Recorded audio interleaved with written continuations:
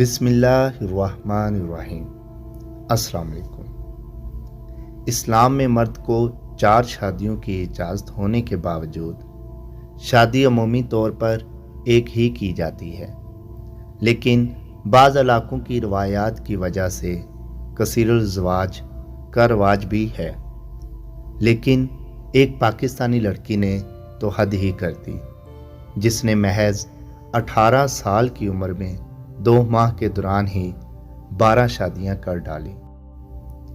دھوم دھام سے شادیاں ہوتی، ایک رات بتانے یا ایک دن 2 دن بعد ہی دلہن غائب ہو جاتی۔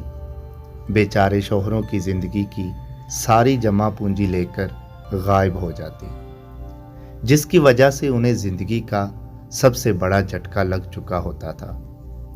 نجی ٹی وی چینل کے مطابق ثنا، صنم اور کشور وغیرہ اپنے نام رکھنے والی نوجوان حسینہ دراصل ایک گینگ کی رکن تھی، جو لڑکی کی خوبصورتی کا فائدہ اٹھا کر سادہ لو شہریوں کو اپنا شکار بنا کر جمع پونجی ہی لوٹ لیتے اور قاتل حسینہ سمیت ایک جگہ سے دوسری جگہ روپوش ہو جایا کرتے تھے۔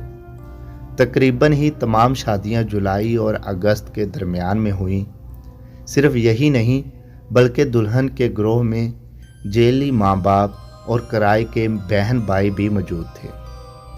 سرگودا کے نواحی علاقوں کے مکین دلہے ہونے کے دعوے دار بھی اس حسینہ کے ہاتھوں شکار بنے اور پھر عدالتوں کے چکر لگانے پر مجبور ہو گئے، جہاں انکشاف ہوا کہ دراصل وہ ایک ہی لڑکی ہے جس نے ان سمیت کئی لوگوں کے ساتھ دھوکہ کیا۔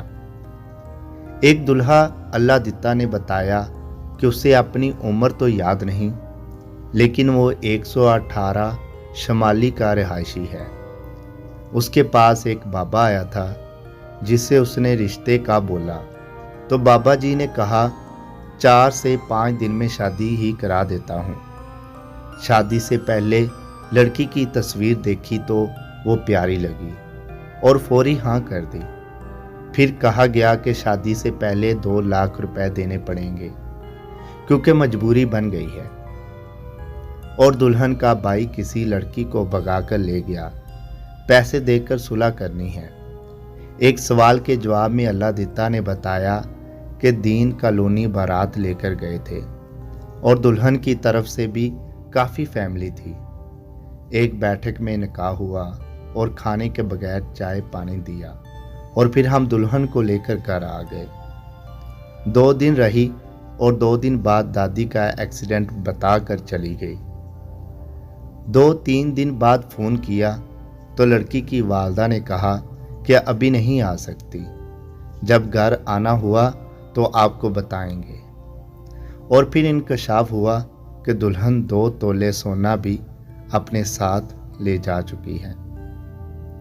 سمی وائس کو سبسکرائب کرنا مت بھولیں، لائک کریں، شیئر کریں اور کمنٹ سیکشن میں اپنی رائے کا اظہار ضرور کریں۔